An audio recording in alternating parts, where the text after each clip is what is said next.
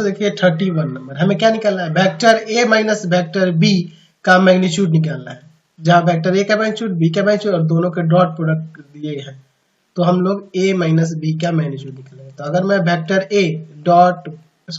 ए minus vector B की बात करूंगा, अगर मैं इसका होल स्क्वायर कर दूं तो यह किसके बराबर होगा, तो इसका होल स्क्वायर, यानी कि अगर मैं इसे 2 बार इंटू करता हूं तो वह इसके मैग्नीट्यूड के स्क्वायर के बराबर हो जाएगा।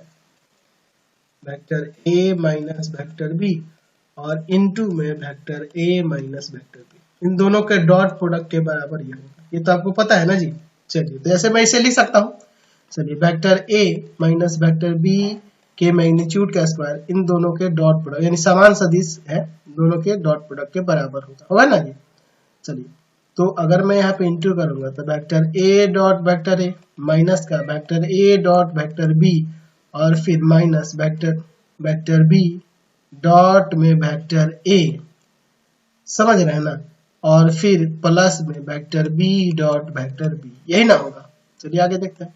Vector A minus vector B के मैग्नीट्यूड का स्क्वायर बराबर में ये हो जाएगा ए के मैग्नीट्यूड का स्क्वायर माइनस का vector A dot vector B, और इसे भी मैं लिख दूंगा माइनस का vector A dot vector B, और यहाँ हो जाएगा बी के magnitude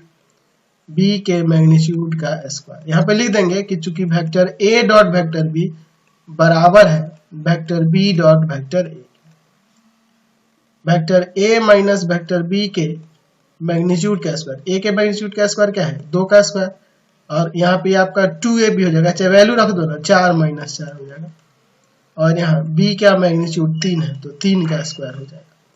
vector a minus vector b के मैग्नीट्यूड का स्क्वायर, यहाँ 4 माइनस 8 प्लस में 9, घटा देते हैं और सब, तो 9 4 13, 13 में से 8 गया तो 13 में से 8 गया आपका 5 हो जाएगा। Vector a minus vector b के मैग्नीट्यूड का स्क्वायर आपका 5 हो जाएगा, यानी कि vector a minus vector b का जो मैग्नीट्यूड होगा वह √5 आ जाएगा। यहाँ से समझ रहे ना, √5 हो जाएगा, समझ गए।